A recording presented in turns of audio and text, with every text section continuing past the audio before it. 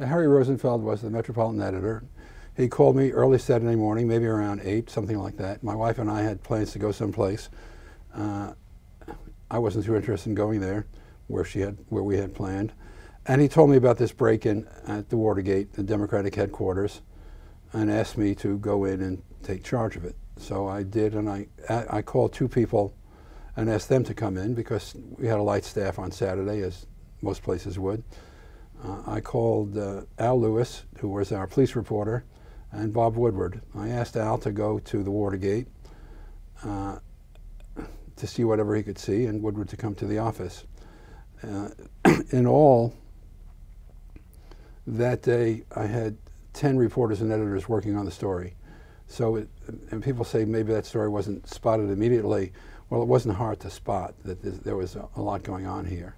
I was up in a little log cabin in West Virginia, and then just, you know, the case became mine, and but I didn't choose Woodward and Bernstein. I mean, the sort of the luck of the draw. The fact that it was Saturday chose Woodward and Bernstein. You know, new kids come in on the weekend, and this was a Saturday story.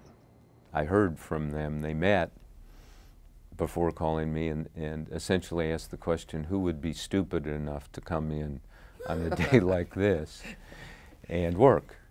And because of my penchant for liking any story, I came to the top of the list.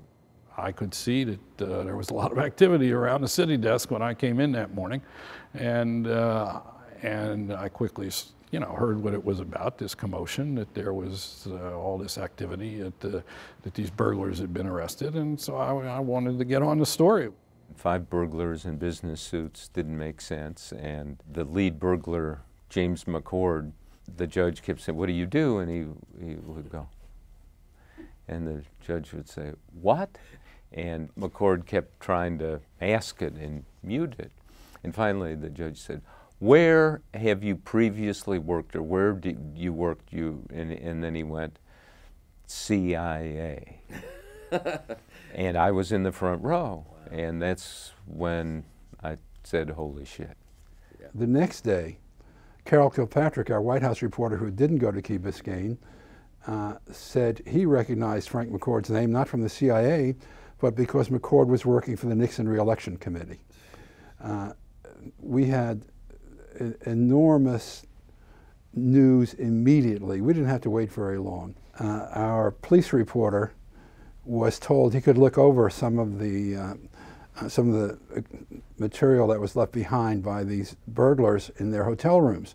So he went, and there's an address book, and it said in the address book, Howard Hunt, W. House. And in another book it said H. Hunt, W.H. Well, we had a pretty good idea these guys, there was a connection to the White House now, wasn't there? I started calling and called the White House. You can call 456-1414 and ask for Mr. Hunt. And the helpful operator said, well, he might be in Mr. Colson's office. Of course, Colson is one of Nixon's chief advisors, special counsel, notorious hatchet man. I get Hunt on the phone. When I said, why was your name in these address books, he shouted out, good God, and hung up the phone and left town. Once it got into the White House, my God, you know, you didn't know how far it was going, but it wasn't a 2-bit burglary anymore. And then once it got to Judge Sirica's court, and then once it got to the grand jury, and then once it got to Senator Irving's hearings, then we weren't alone anymore. I mean, and we weren't alone. And Cy Hirsch did some very good stuff for the New York Times, and but he wasn't working on it full time, and he didn't have the lead we had.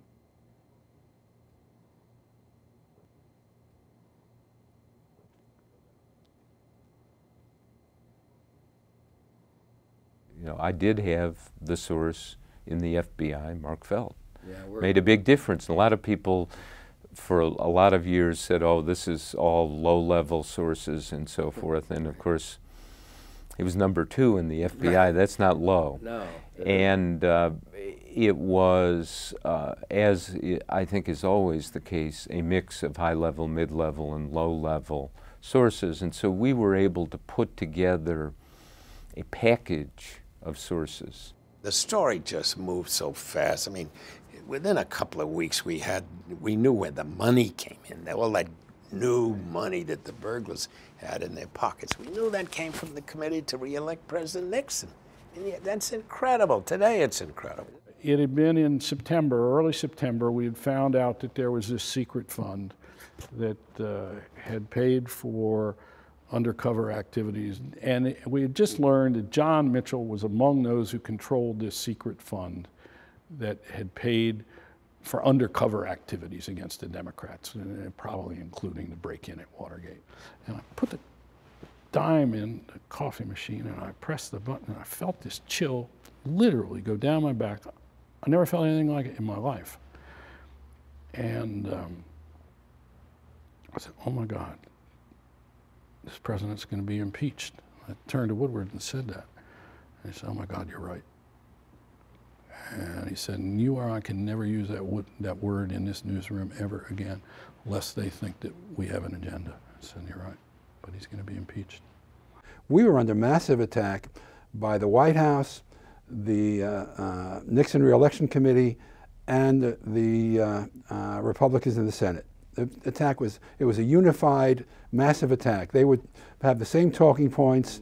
That might have been the creation of unified talking point. I don't remember them from before, but boy, they sure were there then. So there came that point when it was very clear we were out on a limb by ourselves. But until then, I don't think any of us at the paper felt a great sense of pressure. During the past year, the wildest accusations have been given banner headlines and ready credence as well. Rumor, gossip, innuendo, accounts from unnamed sources of what a prospective witness might testify to have filled the morning newspapers and then are repeated on the evening newscasts, day after day. It was fabulous for the press to see, as what we used to call the embattled widow, stand up to the President of the United States and say, yes, we can.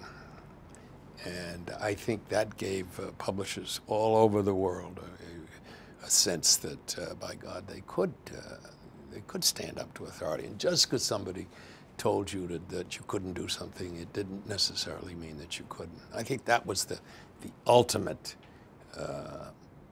bonus. This is the 37th time I have spoken to you from this office, where so many decisions have been made that shape the history of this nation.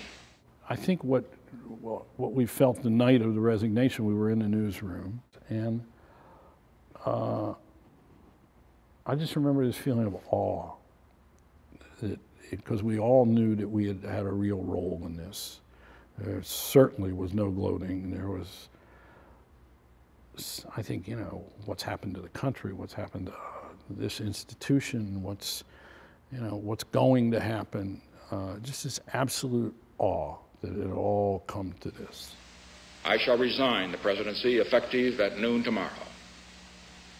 Vice President Ford will be sworn in as president at that hour in this office. By then, I certainly had, and I think Bob did too, you had empathy for Nixon as a human being. Right. That despite the horrible things he had done, the idea that one person had to give up this presidency because he had done these terrible things, and because you really knew this was about human frailty and about character.